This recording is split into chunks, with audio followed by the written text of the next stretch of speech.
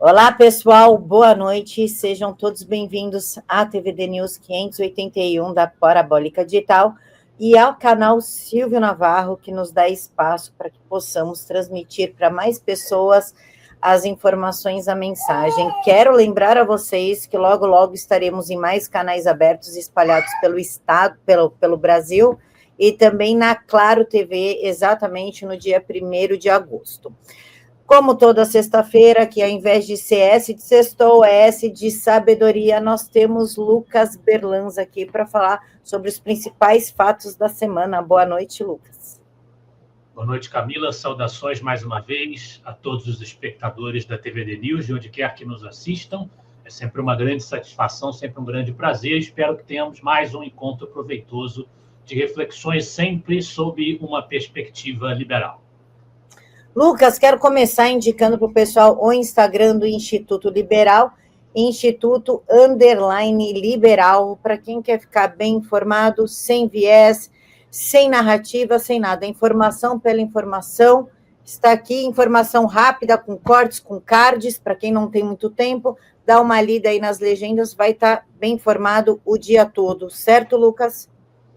Com certeza, com certeza. Lucas, gostaria de começar a respeito da tarifa de Trump, que foi o que causou aí uma guerra de narrativas nessa semana. Inclusive, o PT gastou R$32 mil para acusar o Bolsonaro de ser o responsável pelo tarifaço. Já o pessoal da direita acusa o Lula e o Moraes. E eu gostaria de que você falasse, explicasse um pouquinho a respeito dessa tarifa. Como diz o artigo do Gabriel, tarifa de Trump não é sanção, mas ofensiva comercial, quando o Trump afirma que é uma sanção por conta da ofensiva de censura ditatorial que nós estamos vivendo no Brasil. Pode falar um pouquinho sobre isso? Então, Camila, eu acho que essa é uma oportunidade muito interessante e útil para nós mostrarmos como é que funciona o Instituto Liberal, que é uma instituição que abre espaço para opiniões diferentes se manifestarem. O Instituto tem a sua linha editorial, baseada nos princípios do liberalismo, mas, dentro disso, as várias vertentes liberais podem se expressar, podem manifestar os seus posicionamentos, as suas interpretações. E também a gente pode ter opiniões diferentes sobre o noticiário, sobre o que está acontecendo, né, no país, no mundo, enfim. A gente tem perspectivas distintas se expressando e isso é muito bom. Gabriel Wilhans é um brilhante articulista, eu tenho uma grande satisfação de ter sido já o presidente quando ele começou a escrever, de ter trazido o Gabriel para escrever. É um articulista extremamente lúcido, corajoso, que não teme as patrulhas. A gente sabe muito bem que qualquer coisa que você diga, principalmente dentro do nosso próprio campo, a gente vai ser criticado.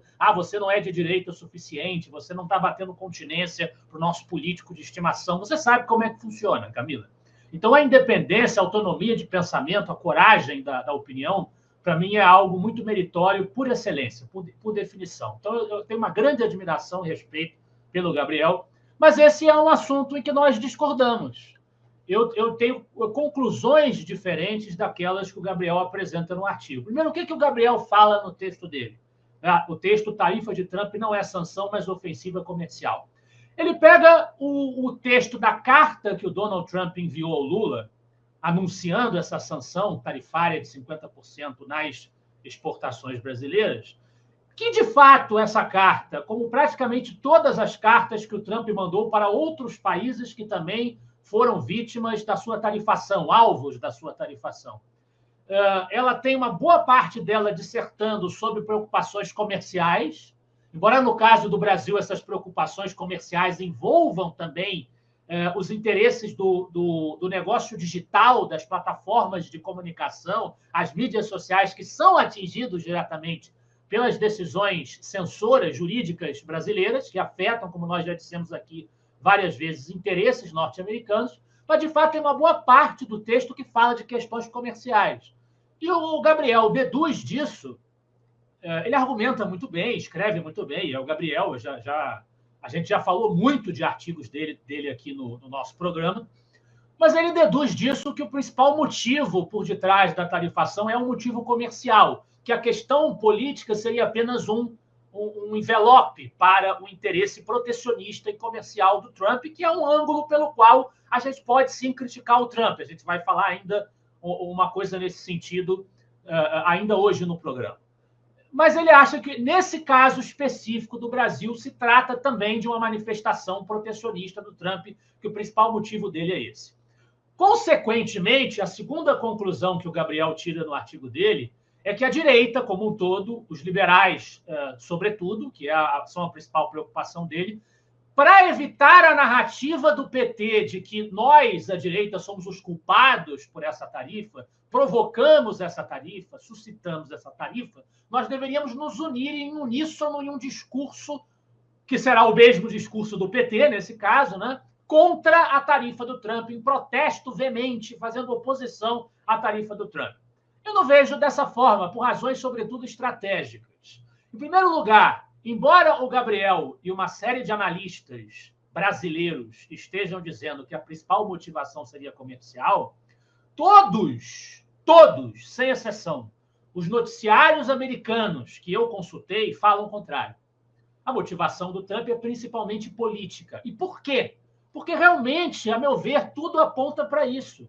O Brasil é deficitário na relação comercial com os Estados Unidos. Então, o argumento que o Trump usa para motivar e justificar as suas tarifações, quase sempre, um argumento de déficit comercial, não se aplica no caso brasileiro. E, não obstante, o Brasil está tomando a maior tarifação. Talvez agora venha a perder para a Rússia, né? As sanções da Rússia que vão aumentar. Mas o Brasil está tomando a maior tarifação de todas, mesmo sendo deficitário. Os Estados Unidos são deficitários na relação comercial conosco.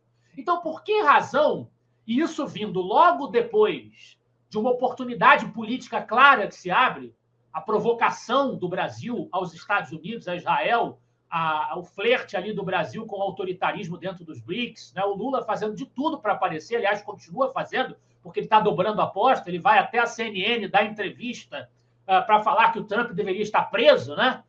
Com o Brasil, com a importância que ele tem dentro dos BRICS, assumindo essa posição internacional, querendo ser um paladino antitrumpista, a gente tem inúmeras razões para dizer que a principal motivação do Trump para uma tarifa dessa dimensão é uma motivação política. Então, eu não concordo que a motivação seja, sobretudo, comercial. Agora, essa decisão do Donald Trump, independentemente do que Eduardo Bolsonaro fale, independentemente do que este ou aquele parlamentar ou influenciador oposicionista fale, isso é importante chamar a atenção do espectador, essa tarifação é uma decisão soberana de política comercial do presidente dos Estados Unidos da América. Foi o Donald Trump que decidiu. Quem é que tem que resolver essa situação? Quem é que tem que tentar diálogo com o Trump para enfrentar essa tarifação, que evidentemente pesa sobre os brasileiros, pesa sobre o nosso setor produtivo, pesa sobre o trabalhador brasileiro? Evidentemente, ninguém poderia ou deveria sair soltando confetes porque o Brasil recebeu uma tarifação de 50%. É claro que não. Mas quem é que deveria resolver isso? É o governo brasileiro. Por pior que seja o nosso governo, a gente tem um governo em exercício legítimo, a gente tem um presidente da República ali, ocupando uma posição de presidente. Eles é que têm que dialogar, eles é que têm que estabelecer o contato com o governo norte-americano, com a diplomacia norte-americana, que não estabeleceram esse tempo todo de governo, 2 anos e 7 meses de governo brasileiro, e não fizeram nada para criar pontes de diálogo com o Trump, nada. Então, quem tem que resolver são eles. E por isso que eu tenho dito, para deixar clara a minha posição aqui para quem nos assiste, e disse isso também no artigo meu sobre o assunto, que também foi publicado no site do Instituto Liberal, que está com o título Tarifas de Trump contra o Brasil, sobre motivações e responsabilidades. O que eu tenho dito é simplesmente o seguinte, que o papel da oposição é continuar pressionando, continuar travando o diálogo com canais diplomáticos norte-americanos para pedir sanções individuais, que é o que a gente tem pedido, a oposição tem pedido desde o começo, que as pessoas que são responsáveis pelo que acontece aqui, pelo autoritarismo brasileiro, sejam atingidas diretamente. A Lei Magnitsky é isso, suspensão de passaporte é isso. A gente tem que continuar pedindo que façam isso e cobrando o nosso governo, as nossas autoridades. O papel da oposição brasileira é se opor, como diz o nome, às autoridades brasileiras. não é querer sinalizar virtude e engrossar o discurso do PT e do STF de defesa da soberania. Não é esse o nosso papel. Eu acho que, estrategicamente, isso não vai nos ajudar. Eu compreendo o receio das pessoas, de boas cabeças, Camila, de que o PT consiga construir uma narrativa de que a direita é responsável e, por isso, essa tarifa acabe beneficiando politicamente o Lula. Mas, ao contrário do caso, por exemplo, do Canadá, que muitos citam como exemplo, nós estamos há mais de um ano da eleição.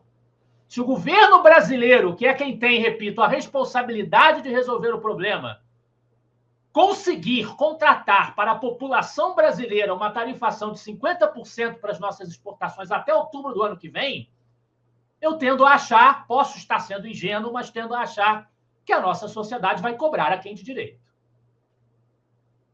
Lucas, o Rafael Zittelman, ele também falou a respeito do Trump, né? As ameaças de Trump e Musk pode ser um desastre para o futuro espacial dos Estados Unidos. Pergunto, como ignorante no assunto que sou, o Trump, ele está tentando fazer uma destruição total, tarifando a 50%, a 30% outros países, enfim, e agora dentro dos Estados Unidos, porque eu vejo muitos, né, o pessoal que mora nos Estados Unidos e tudo, que apoiaram o Trump, que eu conheço, estão meio chateados com ele.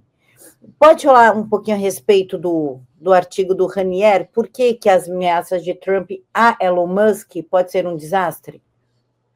O Rainer Zittelmann é um historiador alemão que vem contribuindo com artigos para o Instituto. Também começou a escrever durante a minha gestão como presidente, nesses últimos anos do Instituto. E o Rainer está muito preocupado e muito focado nessa questão espacial, especificamente, né? Ele é contrário a boa parte das tarifas que Trump vem implementando no exterior, assim como boa parte dos economistas liberais e libertários do exterior também vão criticar esse tipo de política. Eu já falei aqui no programa algumas vezes que esse critério mercantilista de calcular tarifas com base em déficit comercial não é um critério que os liberais possam aplaudir, mas esse caso especificamente diz respeito a uma contenda interna entre Donald Trump e Elon Musk, que é bom a gente trazer à tona para mostrar que o Instituto Liberal, além de ser plural, de trazer diferentes opiniões, a gente pode trazer um ponto de vista concordante ou respeitoso em relação a esta ou aquela atitude de uma pessoa, deixando claro de quem é a verdadeira responsabilidade, e, por outro lado, também criticar essa mesma pessoa por um mal feito que ela esteja cometendo. O Trump, a gente pode se servir dele, tentar obter dele alguma coisa de útil para os interesses dos liberais conservadores brasileiros e, ao mesmo tempo, discordar das suas ações políticas também. Nesse caso, eu concordo totalmente com o posicionamento do Rainer Zittelmann. Não tem justificativa para o que o Trump está fazendo em relação ao Elon Musk. O que o Rainer Zittelmann está descrevendo nesse artigo? Que é o artigo As ameaças de Trump a Musk podem ser um desastre para o futuro espacial dos Estados Unidos. Em um determinado momento, nas últimas semanas, nos últimos meses, o Trump ele disse em Washington que o setor, o DOGE, de que o Elon Musk estava responsável, né, o setor de corte de custos dentro do governo dos Estados Unidos, é um monstro. O Trump resolveu atacar o DOGE, né, que Elon Musk, um importante aliado do governo do Trump, o Trump resolveu lançar os seus torpedos contra ele. É um problema que, às vezes, a nossa direita manifesta, né? Sair torpedeando os seus aliados mais importantes apenas por algumas divergências menores. Muito bem. O Trump disse que o Elon Musk provavelmente já recebeu mais subsídios do que qualquer outra pessoa na história, de longe. E sem os subsídios, ele teria que fechar tudo e voltar para a África do Sul. Nada de lançamento de foguetes, satélites ou produção de carros elétricos. E o nosso país, no caso, os Estados Unidos, economizaria uma fortuna. E o Donald Trump, então, ele diz que, basicamente, os negócios do Elon Musk no setor espacial, a SpaceX, né, isso tudo se deve a subsídios que o governo americano dá de presente para ele e para a empresa dele. Essa é a justificativa do Donald Trump, o argumento do Donald Trump. E o nosso Rainer Zittelmann vai contextualizar devidamente as coisas. Em primeiro lugar, deixando clara a importância da SpaceX, né? Sem a SpaceX, ele vai dizer, os Estados Unidos estariam bem atrás da China no setor espacial Em 2024, a SpaceX lançou quase o dobro de foguetes em comparação com a China. Se a China é uma grande preocupação do Trump, né, o tempo todo, ele deveria ficar feliz com isso. Né? Das 261 missões espaciais realizadas no mundo em 2024, 134 de 261 foram feitas pela SpaceX, pela companhia do Elon Musk, companhia privada do Elon Musk. Se a SpaceX fosse um país, o Rainer Zittermann destaca, ela superaria disparado, o segundo maior do mundo em número de lançamentos, a China, que registrou 68 apenas. Né? Ela ganharia até disso. Então, sem a SpaceX, os Estados Unidos não teriam conseguido nem 2 dezenas de lançamentos no ano passado. É uma empresa espetacular, né? Aí o Trump vai dizer, só é tudo isso por causa dos subsídios. E aí o Rainer Zittermann coloca essas coisas no devido lugar. Não é subsídio nenhum. Não é subsídio nenhum, são contratos da NASA. A NASA contrata a empresa para fazer o serviço.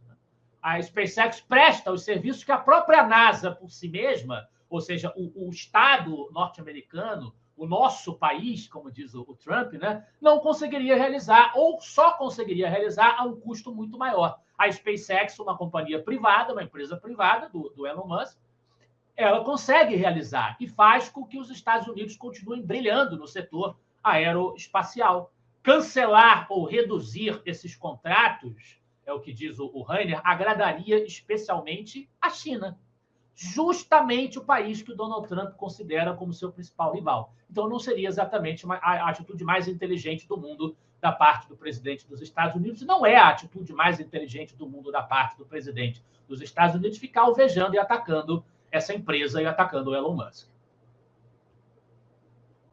Lucas, inclusive, né, já que estamos falando de pessoas não muito inteligentes, a gente tem que falar o que está acontecendo no Brasil. Não adianta fugir disso, porque muitas das coisas que Trump está fazendo, segundo o pessoal, também é muito do que está acontecendo no Brasil.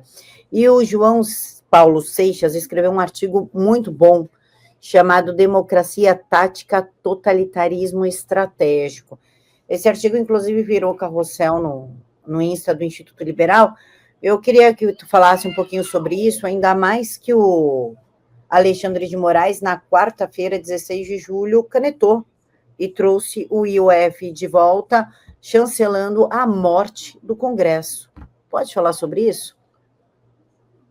Camila, então, começando pelo final, o Alexandre de Moraes é uma pessoa só. Uma pessoa só. Ele se viu diante de um desentendimento entre 2 poderes da República, que são eleitos pela sociedade brasileira. A vontade do povo se expressa através dos seus eleitos, seus representantes, dentro de uma democracia representativa. E esses representantes são os chefes do Poder Executivo e os parlamentares do Legislativo. O Executivo resolveu passar por cima dos seus limites constitucionais, aumentando o imposto sobre operações financeiras para fins exclusivamente arrecadatórios. A gente comentou isso no programa anterior, que o governo tinha essa intenção. E o Legislativo vetou, usando também das suas atribuições, dizendo, não, você não vai fazer isso, porque você não tem competência para isso, nós não queremos o aumento desse imposto. O Legislativo teve um bom senso, raro, também da parte do Legislativo, de vetar esse imposto. Muita gente ligada à esquerda, em nome da democracia, né, dos direitos humanos, do bem da sociedade, e aí aquele floreio retórico, que é justamente o que o João Paulo Seixas aborda no artigo dele, né, como é que as palavras são deturpadas pelo movimento esquerdista, revolucionário, para significar exatamente o contrário do que elas significam, e os conceitos, os valores também são completamente deturpados, no melhor estilo orwelliano, em 1984, de George Orwell. O Alexandre de Moraes, diante de muitas pessoas apoiaram o governo, né, apoiaram o aumento de imposto, que vai pesar no lombo de todo mundo, só porque é o PT que quer fazer. E aí o Alexandre de Moraes, olhando para isso, o que ele resolve fazer? Ele resolve ser o moderador do diálogo, da interação entre executivo e legislativo. Quer colocar o pessoal numa mesinha, em torno de uma mesinha, para conversar sobre o assunto e chegar a um acordo. Só que o pessoal não quer sentar à mesinha e chegar num acordo. E o que o Alexandre de Moraes resolve fazer? Ele mesmo vai decidir. Aí ele decide, depois de ter tentado fazer um papel político que não cabe a ele, ele mesmo decidiu a favor do Lula, decidiu a favor do aumento do imposto. Então, você que nos assiste provavelmente se interessa por saber o que está acontecendo com o país, como é que está funcionando a política do Brasil. Mas muita gente talvez possa cair aqui de paraquedas e abrir esse canal e assistir a TVD News. Muita gente acha que essas coisas não são com ela. Esse assunto não é comigo, porque eu não estou sendo censurado, até porque eu não estou falando nada, não estou criticando ninguém, então eu sigo minha vida aqui e isso não vai me atingir. Você vai ter que pagar mais imposto. Você vai ter que pagar mais imposto, porque o Lula e o Alexandre de Moraes, em quem você não votou, decidiram isso, passando por cima da Constituição brasileira. Eles fizeram isso porque, obviamente, nós não estamos vivendo em uma democracia plena e funcional. Então, isso afeta a sua vida, sim. Você deveria se interessar por isso. De maneiras diferentes, em momentos diferentes, em graus diferentes, mas isso afeta a sua vida.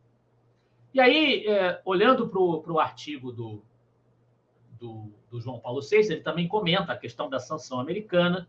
Ela vai dizer que o PT já demonstra, já exibe atitudes antidemocráticas, anti-Ocidente, anti-Estados Unidos, anti-Israel há muito tempo. Não é exatamente uma novidade que o PT se comporte dessa maneira. Ele vai apontar para o fato de que, no plano externo, o PT sempre faz uma aproximação muito além do que deveria com regimes autoritários, patrocina regimes autoritários, principalmente na América Latina, apoia regimes que perseguem opositores, que calam a imprensa, né? Eles dizem que são defensores, à esquerda, né? Defensores dos homossexuais, dos oprimidos, mas estão gritando, bradando em defesa do Irã, uma sociedade em que há perseguição aos homossexuais, em nome de uma teocracia rígida e assassina, que financia o terrorismo no mundo.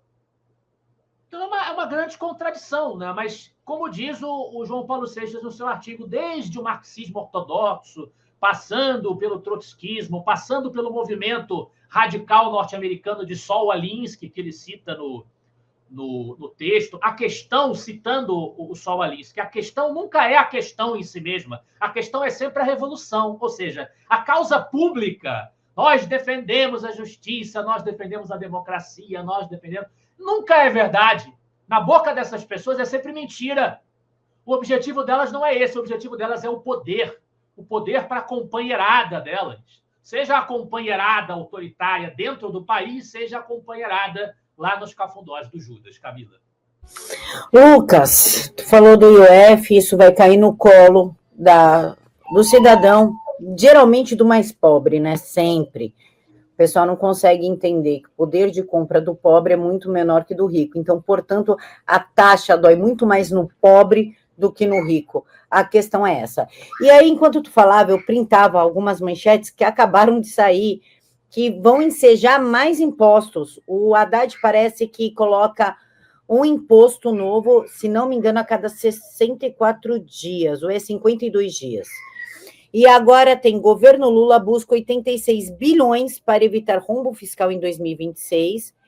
Aí o outro é... Peraí, que é isso aqui, peraí. Me perdi aqui para cima. CGU aponta distorções de 4 bilhões nas contas do Ministério da Educação. Tudo de hoje, tá? E o outro é, governo Lula manteve ocultos por 8 meses os pagamentos milionários na AGU, que somam 2 bilhões, ultrapassam 2 bilhões de reais. Nós estamos... Essa notícia, Camila, se você me permite, essa notícia claro. Da educação, que você leu, a penúltima, é da CGU, essa notícia ela já tinha aparecido ontem já. Então, já somaram-se mais elementos a isso, provavelmente, deixando o cenário ainda pior. Né? Pergunto, tem aonde eles taxarem mais? O que falta taxar, tirando o ar que a gente respira? Olha, eu jamais duvidaria da criatividade de esquerdistas e de estatistas para encontrar mais de onde extorquir o sustento do cidadão de bem. Agora, eu não gostaria de fazer esse trabalho para eles e dar ideia. E se eles querem nos ferrar mais ainda, eles que busquem essa informação, né? Acho que é melhor a gente não ficar sugerindo, não, porque vai acontecer. A gente der a ideia, eles vão fazer, porque eles não perdem uma oportunidade. Principalmente o Haddad, né? Que é o Tachad. E a coisa, Lucas, no Brasil está tão surreal, parece que a gente está vivendo uma ficção científica. E saiu na quinta-feira um artigo da Lexon, escrito pelo doutor Leonardo e pela doutora Kátia, que está magnífico, que chama Código do Juiz, Cidadão Sem Código. E nesse artigo ele fala sobre a reforma do Código Civil, que é bizarra também, que a analogia que eles usam é que passa a herança por um herdeiro incerto, inclusive, que dá poderes para alguém que a gente nem sabe quem é. Eu queria que tu falasse a respeito disso e o quão isso vai impactar nas nossas vidas, mas, embora nós nem tenhamos mais uma Constituição, mas o pouco que nos resta, o que impacta? Realmente, nós já estamos num cenário de total insegurança jurídica, em que o que vale é a vontade dos nossos árbitros, dos nossos juízes, principalmente aqueles que ocupam a cúpula do judiciário. Então, a gente já tem um cenário de total instabilidade, total indefinição, em que o texto da Constituição não vale mais na prática. Ele pode até servir como uma orientação para algumas questões, enquanto os ministros do STF não acham que essas questões os incomodam, né? Mas nas questões realmente fundamentais, quem decide são eles como é que as coisas vão funcionar, independentemente do que a Constituição diga. E isso nós já falamos aqui desde, pelo menos, 2016, antes mesmo do inquérito de 2019, o famigerado inquérito das fake news, porque em 2016 o Lewandowski já tinha decidido poupar a Dilma de punições que ela deveria receber como presidente impeachment. Mas o Código Civil brasileiro, que a gente também já abordou esse tema de tão importante que é o Instituto Liberal está focado em colaborar com iniciativas no sentido de denunciar esse problema, denunciar os riscos que nós corremos. O Código Civil brasileiro é um documento muito importante do ordenamento jurídico do país, que versa sobre as relações entre as pessoas físicas, os nossos CPFs, cada um de nós, e também as pessoas jurídicas, as empresas. Versa sobre casamento, versa sobre herança, versa sobre família. Então, versa sobre inúmeras questões fundamentais da vida humana, no nosso meio social, nas nossas relações estabelecidas em sociedade. Então, é muito importante. E a reforma do Código Civil que se quer fazer, que foi patrocinada politicamente pelo Rodrigo Pacheco, ela tende, pelo seu texto, pelo que está sendo proposto, a consagrar, a legitimar e até piorar esse domínio do arbítrio e da vontade do juiz, que já está prevalecendo na prática na sociedade brasileira hoje. E aí, a Kátia Magalhães e o Leonardo Correia, representando a Lexon, escreveram esse artigo, Código do Juiz Cidadão Sem Código, analisando um texto do ministro Luiz Felipe Salomão, publicado sob o título Reforma do Código Civil de Volta para o Futuro. Aí eles até brincam no artigo que é um título cinematográfico, né? Vocês devem conhecer a franquia cinematográfica de ficção científica De Volta para o Futuro, a franquia antiga de muito sucesso, passava muito na sessão da tarde, que, segundo eles no artigo, poderia muito bem se chamar O Privilégio da Última Palavra, ou ainda Código do Juiz, Cidadão Sem Código, que é exatamente uma referência a você colocar autoridade na mão da imaginação do juiz, da vontade, do gosto, do poder do juiz, e não da lei, o que faz com que o cidadão, na prática, fique desprotegido do império de um código legal explicitamente determinado. Sob a justificativa de atualizar o Código Civil, conforme eles argumentam no texto deles, o projeto propõe cristalizar em lei, é o que eu estava dizendo, o ativismo judicial, que já se tornou praxe. Já funciona, mas eles querem oficializar o negócio através dessa reforma do Código Civil. O ministro defende que o texto precisa refletir o entendimento consolidado, o texto do código, né, do novo código que eles querem aprovar, o entendimento consolidado dos tribunais, sobretudo o STF e STJ, como se a função do legislador, que é o parlamentar, fosse institucionalizar interpretações criadas fora do texto, em vez de devolver o direito ao seu leito normativo. Ou seja, ele está dizendo, basicamente, que os deputados e senadores têm que aprovar a prática que o judiciário não eleito determinou e oficializar essa prática, e não eles mesmos fazerem a lei com base na vontade daqueles que votaram neles e que os elegeram para tal. É uma inversão da ordem que ele está basicamente propondo, uma inversão de método e de legitimidade, como o artigo também mostra, né?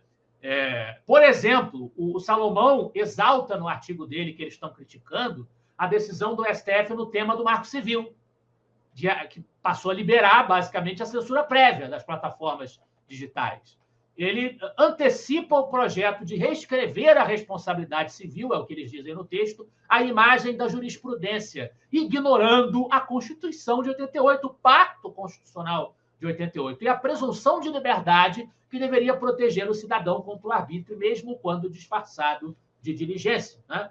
Então, eles defendem no artigo os méritos do Marco Civil, que a gente sabe, mas para o Salomão ele não está nem aí. Está mais do que certo. Se o STF decidiu, o Judiciário tem que colocar uma cereja de bolo e coroar a decisão do STF. E mais adiante, também, a questão da herança, a qual você fez referência, eles vão dizer que, aplicando regras inexistentes no ordenamento atual, o STJ do próprio Salomão, que é ministro do STJ, a gente esqueceu de fazer menção aqui, de que órgão ele era ministro, né? Ele é ministro, estipulou para o herdeiro o início do curso da prescrição a partir da data da abertura da sucessão. E ainda impediu a suspensão ou interrupção do prazo prescricional pela propositura de uma ação de investigação de paternidade. Assim, por determinação do tribunal, o tribunal decidiu isso, um sucessor duvidoso, que a gente não saiba se realmente é herdeiro ou não, antes mesmo do reconhecimento oficial de que é herdeiro, ou seja, da certeza que tem que ser concluído que há certeza disso, legalmente, juridicamente, ele poderá reivindicar a sua parte na herança. Ele não vai ter, antes mesmo de provar, né? A novidade é fundamentada em dispositivos do projeto do novo Código Civil, que o Legislativo nem aprovou, mas o ministro do STJ já julgou com base nisso. As coisas estão completamente fora de ordem, elas estão completamente fora da sequência em que elas deveriam estar. É isso que os dois estão apontando no seu artigo. E aí, lá no final, eles vão dizer que o futuro previsto pelo ministro Salomão é menos uma reforma e mais uma consagração. Ao escolher o futuro como termo vedete para o seu texto, apresentando-o como algo quase idílico e sinônimo necessário de avanços, Salomão assume o seu viés progressista, seja no menosprezo ao passado como algo retrógrado, seja na fé incondicional em uma dialética histórica destinada a conduzir a humanidade a um porvir de igualdade e justiça. A toda essa utopia, preferimos a tradição do primado da Constituição, da legalidade e da previsibilidade jurídica. Respeitemos o passado que estabeleceu para nós um marco constitucional em torno do qual a nossa sociedade opera. Senão, é a barbárie, senão é a ditadura, Camila. Lucas, vamos para um tema leve, porque são 30 minutos de tema pesado aqui. Antes da gente falar do Gudan, que eu passei até uma vergonha na vez que eu gravei com o professor André Burger, que eu achei que era o cara do cigarro, que é o Dangarã. Essas ações, Lucas, do Alexandre de Moraes, a meu ver, o Congresso já estava fechado, mas ontem foi chancelado. Ontem ele trancou e jogou a chave fora. Terá consequências políticas internacionais no Brasil? Por exemplo, sei lá, com o Japão, assim, com países grandes, economicamente grandes, terá algum tipo de consequência ou não? O que acontece no Brasil fica no Brasil. Camila, isso está sendo denunciado, e por isso eu volto a bater na tecla. É importante o trabalho da oposição de denunciar o que acontece aqui. E as potências estrangeiras que têm, a gente tem que jogar, e é um jogo. a gente não está, é importante dizer isso, a gente não está louvando, idolatrando, divinizando. Eu não estou. Nenhum liberal que se preze deveria fazer isso. Qualquer político. Eu não estou aqui para puxar o saco no popular do Bolsonaro, do Trump, do Lula, de quem quer que seja. Mas eles são ferramentas. As ferramentas que politicamente, ou seja, de acordo com a organização da sociedade em que se vive, seja nos Estados Unidos, seja no Brasil, são as ferramentas que politicamente se tornam viáveis e possíveis para levar adiante o que nós queiramos fazer, as agendas que nós queremos fazer. Se a oposição encontra suporte político viável nos Estados Unidos para cobrar o autoritarismo brasileiro, que reverta o Brasil a uma condição democrática efetiva, ou seja, reverta o autoritarismo judicial, a oposição tem legitimamente à sua disposição esse instrumento para utilizar. E, repito, a esquerda, o governo Lula, o Barroso, o STF, eles não têm moral nenhuma para reclamar disso, porque também fizeram apelos aos Estados Unidos no governo Joe Biden. A gente já falou sobre isso aqui. Então, a hipocrisia vir com esse papinho, nacionalismo, soberania, que o Brasil é dos brasileiros e só os brasileiros é que cuidam das questões daqui. Se na semana anterior você queria chamar, ontem você queria chamar especialista da China para ensinar brasileiro a censurar. Não vem com essa. Não vem com essa. É palhaçada esse discurso. É ridículo que esse discurso cole para alguém minimamente informado, minimamente ciente do que está acontecendo no Brasil e no mundo. É ridículo. Não tem nacionalismo, coisa nenhuma. Então, usar esse instrumento de conscientizar potências estrangeiras sobre o que acontece no Brasil é legítimo. Isso não é uma agressão à nacionalidade brasileira. Muito pelo contrário, faz parte do esforço que nós estamos fazendo para libertar o Brasil da situação em que ele se encontra. Isso eu acho que a oposição brasileira deve continuar fazendo. Não vejo o Japão se envolvendo nisso. Mas, além do Donald Trump, além dos Estados Unidos, além da base parlamentar republicana, do Partido Republicano, que vem fazendo coro aos reclames que a oposição vem fazendo lá, em Washington, a gente já teve também nos últimos dias, não é por causa do Moraes, não é por causa do STF, mas é por causa da posição que o Brasil vem exercendo internacionalmente, que para mim é o principal motivo dessas ações.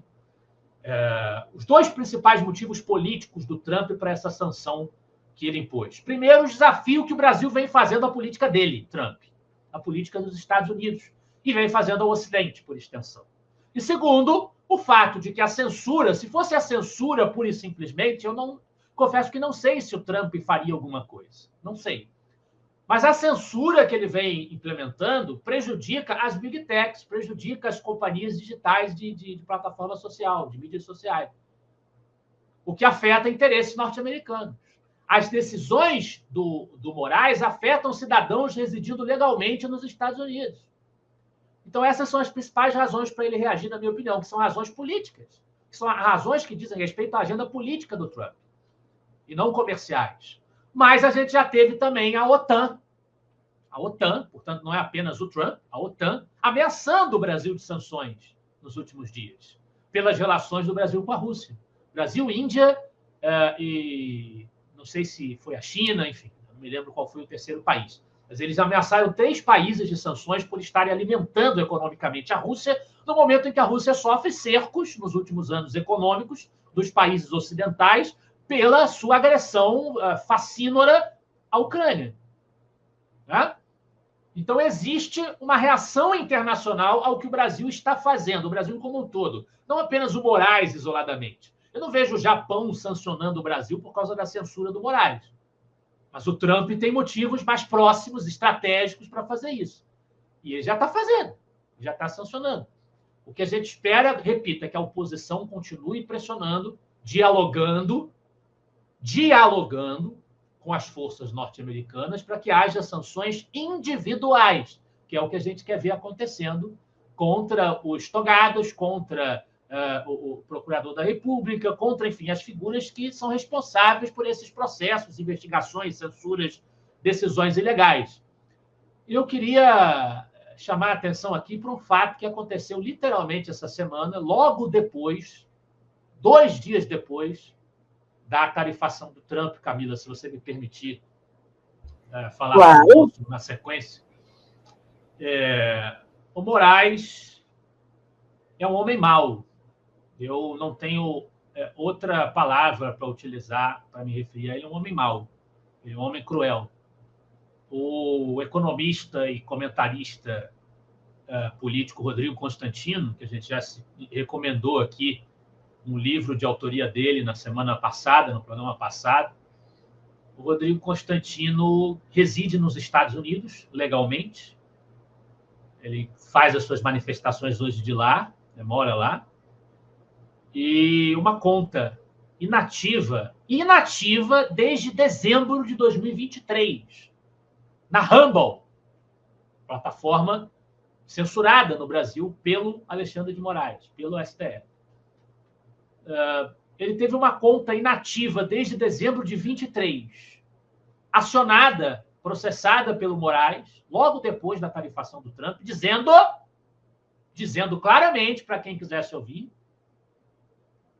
que não seria tolerada a intromissão das decisões brasileiras nos interesses norte-americanos, ferindo os interesses de companhias e cidadãos norte-americanos, que isso tem que acabar. 2 dias depois, o Moraes moveu uma ação contra uma conta inativa que tinha, segundo o advogado da Rumble disse em entrevista à CNN, vídeos musicais, comentários políticos, que são protegidos pelo princípio da liberdade de expressão. É assim que a civilização norte-americana entende, né? Talvez a civilização alexandrina não entenda. Mas a civilização norte-americana entende dessa forma. E essa conta inativa foi processada sob pena de multa para a Rumble, mantendo a conta ali, no exterior, porque aqui no Brasil já não é mais acessível,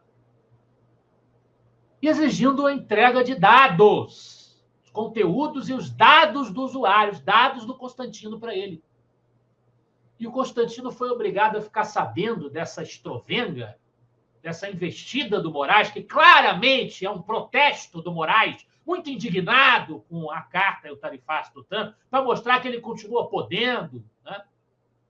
Foi um protesto do Trump. O Constantino ficou sabendo disso pela televisão do hospital. Que ele continua internado, está se recuperando de um transplante de medula, porque está enfrentando e, se Deus quiser, vencendo um câncer. Alexandre de Moraes realmente não vale nada. É só isso que eu queria dizer. Alexandre de Moraes, ele é psicopata perverso, né? O povo fala muito, mistura muito psicopatia e narcisismo. Todo psicopata é narcisista. Nem todo narcisista é psicopata, mas todo narcisista é perverso. Portanto, o Moraes, ele é um psicopata, narcisista, perverso, e isso só vai mudar quando ele sair. Quando ele for deposto do seu cargo, por isso que eu duvido muito. Né? Temos pessoas muito corajosas dentro do Congresso, sem qualquer tipo de pendência judiciária no Supremo, então dá para confiar, viu? Vai dar bom. Pois é, a gente tem um presidente da Câmara dos Deputados, um presidente do Senado, que muita gente da direita achou que tinha que eleger para conseguir cargo em comissão, e que claramente não vão fazer nada, né? Porque até agora eu não vejo sinal de que eles vão ter peito para enfrentar à altura o que está acontecendo aí. Então, valeu muito os carguinhos em comissão? Será? Não sei, né? Eu tenho minhas dúvidas. Só uma pergunta que eu lanço aqui para pensarem. Inclusive, Lucas, logo que o Alcolumbre foi eleito presidente do Senado, a primeira coisa que ele fez foi almoçar com Lula, garantiu ao Lula que o Senado não ia agir contra as pautas do governo e garantiu ao Moraes que nada seria pautado em relação ao impeachment. Então, o que a gente fala? Parabéns aos envolvidos, né? Vocês conseguiram. Parabéns. Lucas, eu queria falar um pouquinho sobre o Eugênio Goudin. O professor André Burger falou sobre ele há 2 semanas atrás, sobre a sua atuação no agro, e tu também escreveu a respeito dele. Pode falar um pouquinho? Na verdade, não é a atuação no agro do Eugênio Goudin, é que o Eugênio Goudin ele é um pioneiro da economia no Brasil. Ele é um economista autodidata, porque não tinha faculdade de economia no país na época, e ele leu Keynes, Mises, Hayek, Adam Smith, enfim, todos os grandes autores da economia clássica, até a pós-revolução marginalista e o keynesianismo, né? Ele leu tudo por vontade própria, procurando a literatura internacional sobre o assunto, que também não tinha muita coisa publicada no Brasil. Então, ele era uma cabeça extraordinária. Foi um cantor de ópera amador, um detalhe interessante da biografia dele, que poucos ressaltam. Então, Eugênio Goudin teve esse talento também oculto de ser um cantor de ópera amador. Mas ele é, sobretudo, conhecido por esse autodidatismo no campo econômico. E foi uma figura que exerceu uma enorme influência sobre a leva de liberais da economia que surgiria depois dele. Roberto Campos é Roberto Campos, em boa medida, porque existiu Eugênio Goudin. Então, a gente cita muito, os liberais citam muito Roberto Campos. E Roberto Campos deve muito às contribuições intelectuais de Eugênio Goudin, que foi um desbravador de um terreno inóspito, dominado pelo desenvolvimentismo, pelo estruturalismo cepalino, que era aquela visão que divide o mundo em centro e periferia, né? Países dominantes, países, né, periféricos, que precisam de uma industrialização via Estado superpomposa para conseguirem desenvolver as suas indústrias, né? E Eugênio Goudin tinha uma mentalidade inspirada na literatura liberal clássica que ia na contramão disso. Ele defendeu o agro, aí sim, era um defensor teórico e propositivo do agro como a vocação brasileira do desenvolvimento. Não é que o Eugênio Goudin fosse contra a industrialização, que ele fosse contra a existência do setor industrial. Mas ele achava que era um modelo que nos deixava dependentes do Estado e dependentes de uma inflação crônica, um modelo de apostar numa industrialização via investimentos artificiais do Estado, que é a mesma crítica que qualquer liberal fará. Ele achava isso desnecessário. Eugênio Goudin aponta que já havia a penetração de empresas privadas prestando serviços no Brasil desde ali a República Velha, que não era necessário que nós optássemos por um modelo superestatista, como o modelo da era Vargas, o modelo do desenvolvimentismo juscelinista. Isso não era necessário na cabeça do Goudin.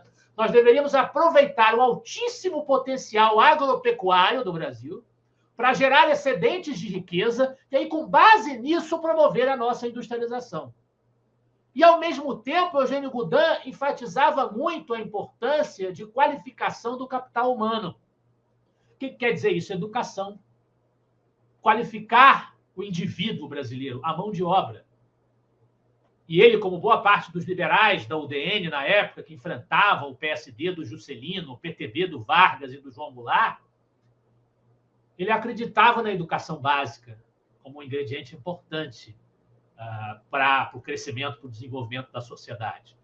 E não nesse aporte de recursos do Estado, subsídios, enfim, protecionismo, substituição de importações, que é um modelo protecionista exatamente de base mercantilista, que foi prevalecente na cena política brasileira. É famoso o debate intelectual de Eugênio Goudin com Roberto Simonsen, grande homem da indústria brasileira, que tinha essa visão industrialista, no sentido de uma postura ativa do Estado para o desenvolvimento da indústria. E o Eugênio Goudin dizia, não, nós temos que atacar a qualidade do capital humano, porque isso vai nos dar uma mão de obra mais sólida, mais eficiente, isso vai nos dar uma urbanização menos caótica, menos desordenada, menos descontrole no êxodo rural, com a formação daquelas áreas periféricas, as favelas, que a gente costuma tanto apontar. Isso vai nos dar um crescimento sustentável, que se baseie em demandas econômicas e sociais reais da sociedade brasileira, e não em fantasias fabricadas pelo intervencionismo estatal. Isso o Eugênio Goudin defendia. O Eugênio Goudin teve uma experiência no Ministério da Fazenda, da Economia, do governo Café Filho, que foi vice-presidente do Vargas e assumiu o governo depois que o Vargas se suicidou. Café Filho adota uma política de viés mais judenista, mais liberal, mais inspirado nas democracias ocidentais do que o Vargas, pela experiência que ele teve na Alemanha. Eugênio Goudin se destacou pela defesa da responsabilidade fiscal, da importância do equilíbrio da moeda, representou o Brasil na famosa Sociedade Mont-Pelerin, que existe até hoje, que foi fundada por Hayek e outros grandes nomes para reunir os principais ativistas intelectuais do liberalismo e da economia de mercado no mundo. Também representou o Brasil na Conferência de Bretton Woods e já citava Mises e Hayek, os autores da escola austríaca, na metade ali do século XX, nos anos 40, 50, 60, quando o Instituto Liberal nem existia ainda, nem sonhava existir ainda. Eu tenho algumas críticas ao Eugênio Goudin, pessoalmente, principalmente a visão dele mais permeável a soluções não liberais na esfera política. Por exemplo, ele, num famoso debate dele, famoso ou não, não tão famoso assim, mas deveria ser mais conhecido, o debate que ele teve com Hayek, quando Hayek veio ao Brasil a convite do Henri Maxud. Eugênio Goudin, o Jornal do Brasil, registra um debate entre Goudin e Hayek, em que o Goudin diz que não acredita muito na viabilidade da democracia no Brasil. E acha que o Brasil é uma sociedade despreparada para a democracia, né?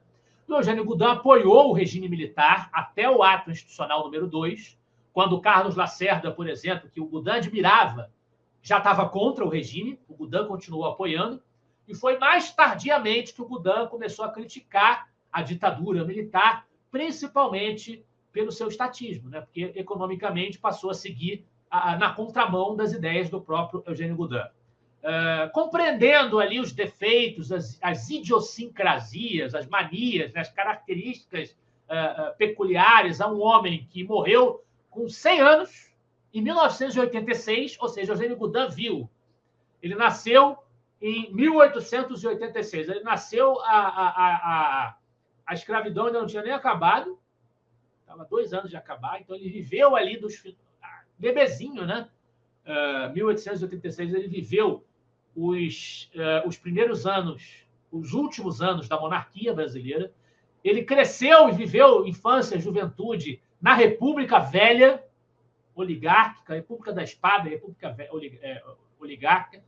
Depois ele viveu a Era Vargas, a ditadura do Estado Novo, viveu a República entre 46 e 64, viveu a ditadura militar e viveu os primeiros 2 aninhos ali da Nova República.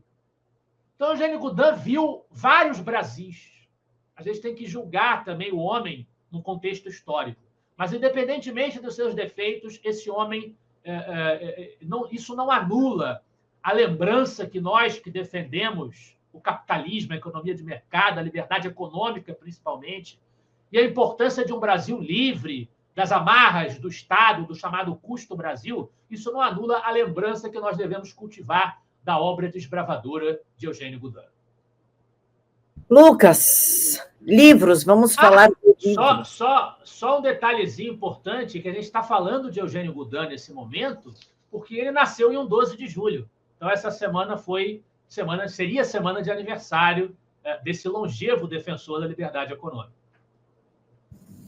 Agora, livros. Vamos falar de livros, meu amigo. A livraria do Instituto Liberal está com desconto para o pessoal que está seguindo aqui a TVD, está seguindo o Instagram do Instituto Liberal.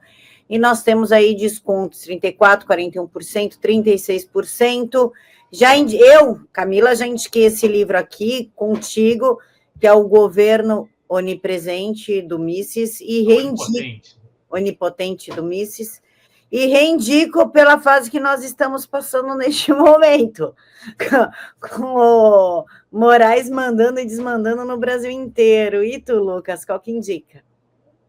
Nada mais oportuno que indicar o Governo Onipotente. Eu acho que seria bacana sugerir, que está lá naquela página ali também de sugestão de livros com desconto, seria bacana a gente sugerir o Riqueza das Nações, do Adam Smith. A gente acabou de falar de Eugênio Goudin, está aí com desconto, se não me engano, de 34%, né, pelo que a gente está vendo aí na tela. A Riqueza das Nações é um clássico do pensamento liberal econômico. Está ali na esquerda. Sim. Tá na esquerda. Riqueza das Nações, uma investigação sobre... Como é que é o subtítulo mesmo? Homem para ti. Está ali. Uma investigação sobre sua natureza e suas causas. Isso, a natureza e as causas da riqueza das nações. Essa edição aí tem um prefácio do Roberto Mota. A Riqueza das Nações é um clássico indiscutível do pensamento econômico. Ela encarna o papel de Adam Smith como um promotor aí da liberdade econômica, como um promotor da economia clássica, um inaugurador da economia clássica, que vai influenciar as elaborações liberais daí por diante. E é um livro em que ele vai discutir, vai contrariar a narrativa dos mercantilistas e, por antecipação, de muitas maneiras, os argumentos que Adam Smith utiliza em A Riqueza das Nações, que vão ser aproveitados pelos liberais subsequentes, também servem contra o desenvolvimentismo, que Eugênio Goudin combateu, contra o estruturalismo cepalino que nós enfrentamos hoje. Porque, ao fim e ao cabo, essas visões econômicas intervencionistas que defendem um papel ativo do Estado para o desenvolvimento, elas são visões que ecoam esse passado mercantilista, esse passado de uma lógica de economia de soma zero que o Adam Smith combateu na sua obra. Então, os argumentos que ele usa ainda são muito, muito úteis para as reflexões atuais, para pensar sobre as questões de hoje, como é que a economia deve funcionar, como é que o Estado deve se posicionar diante da economia. A gente já falou aqui também sobre Adam Smith em outro programa. É uma obra que complementa outro clássico de autoria dele, que é a Teoria dos Sentimentos Morais. Então, eu indicaria para vocês a leitura da Riqueza das Nações, uma obra seminal que tem um papel fundamental na história do pensamento humano. Lucas, para a gente finalizar, só para chancelar o pessoal, o Instagram do Instituto Liberal, Instituto _Liberal, que inclusive tem carrossel e post a respeito do Adam Smith, da situação econômica do Brasil. Certo, Luquinhas? É isso aí, e só ressaltar para a guisa de conclusão o que o Lula acabou de fazer, né? No momento em que, enfim, nós estamos aqui conversando, nós temos a notícia que o Lula deu uma entrevista para a CNN, para a Cristiana Manpour, que é uma jornalista bastante reputada, famosa nos Estados Unidos, de reconhecimento internacional. Ela entrevistou o Lula, e o Lula disse que o Donald Trump não é o imperador do mundo e que o Donald Trump deveria estar preso ainda. Ela disse que o Donald Trump deveria estar preso. Eu volto ao que eu tenho dito no programa inteiro. É papel de quem colocar o Brasil numa situação mais palatável no cenário internacional? É papel de quem negociar com as autoridades estrangeiras? É papel de quem resolver o buraco em que nós fomos enfiados? É papel de quem? Eu pergunto a vocês que nos assistem. É papel do nosso governo, não é? É papel das nossas autoridades. Você que está me ouvindo nesse momento, me assistindo nesse momento, você acha que a melhor maneira de resolver o problema é dizer que o presidente dos Estados Unidos deveria estar na cadeia? E lá nos Estados Unidos, para o jornalismo norte-americano, dizer que o presidente dos Estados Unidos deveria estar preso? Você acha que essa é a maneira correta de resolver o problema? Responda. Fique com a sua consciência e reflita sobre isso. Eu acho que a pinga subiu para a cabeça. Ele está completamente senil e está indo nas ideias da Janja, que mandou, que ofendeu o Elon Musk. Eu não vou repetir a palavra, mas, enfim, ofendeu o Elon Musk. Então, eu acho que quem está fazendo isso é a Janja, porque não é possível ninguém ser tão idiota num nível desse, só com muita cachaça na cabeça. Pois é. Obrigada, Lula, por prejudicar ainda mais o Brasil. Aí depois ele vai pegar 34 mil reais do dinheiro público para fazer um meme idiota numa inteligência artificial para falar que a culpa é do Bolsonaro. Exatamente. E pegar uma licitação de não sei quantos milhões de reais para pagar influenciadores na parte de comunicação para te convencer que o problema do Brasil é Jair Bolsonaro. Olha que coisa maravilhosa, esse governo tá lindo. Bom, já dizia o Goebbels, se não me engano, né? Que a propaganda muda tudo, né? Tem alguns que questionam essa frase, né? Mas o poder da propaganda, sem dúvida, era uma crença do Goebbels e do regime nazista. Eles usaram muito para sustentar ali o totalitarismo nazista, e o PT acredita na mesma coisa. Assim, acredita que ele pode criar a verdade, investindo muita grana para criar essa verdade. E a gente existe para não permitir que isso aconteça, para desafiar essas falácias e narrativas que eles difundem por aí. E a responsabilidade é quem de direito. A oposição não tem... Esse é o ponto de vista que eu estou defendendo. As pessoas, às vezes, não compreendem devidamente qual é o ponto de vista. Eu não estou dizendo para a gente soltar confete porque o Brasil está sendo tarifado. Pelo amor de Deus, gente. Não, ninguém tem que soltar confete por isso. Eu amo o meu país, eu quero o meu país rico, produzindo, comercializando com todo mundo. Agora, a gente tem que entender o mundo que a gente vive, entender que a gente está procurando por isso. E a gente está procurando por isso porque a gente mantém esse regime autoritário que faz o que pode para provocar a civilização no exterior, né? E flertar com a anticivilização, que são todos os regimes autoritários que a gente precisa repudiar, que a gente não pode ver como modelo. E não só não fazem isso, como querem trazer o sistema de censura chinês para servir de modelo no Brasil, né? Então, a gente tem que entender que a gente está procurando por isso e que o papel de uma oposição, apesar da gente não estar num regime democrático plenamente funcional, o papel de uma oposição é se opor à autoridade nacional, é se opor ao governo.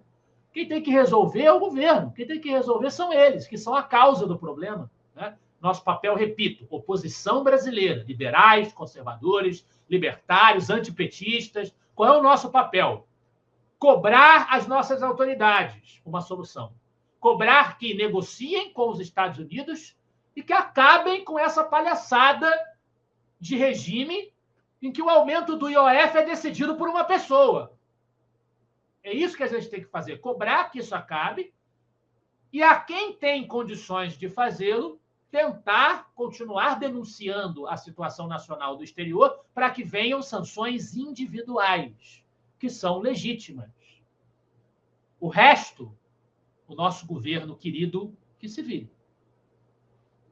O resto, se continuar nessa entoada, logo, logo a gente vai ter que catar comida no lixo. Só não esqueçam que, né, o ministro da propaganda nazista odiava judeu, nazismo odeia judeu, Lula odeia judeu, defende o Hamas, está tudo ali, tudo voltado para a propaganda, e eu não vou acusar de mais nada antes que eu tome outra busca e apreensão. Lucas, chega, né? Já estou em 2 inquéritos, busca e apreensão, já deu isso aqui para mim. Lucas, meu amigo, muito obrigada. Obrigado, Camila, obrigado a todos os nossos espectadores, um grande abraço a todos, até a próxima.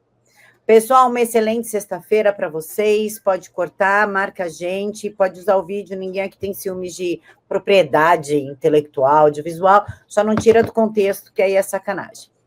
Fiquem todos com Deus e até mais.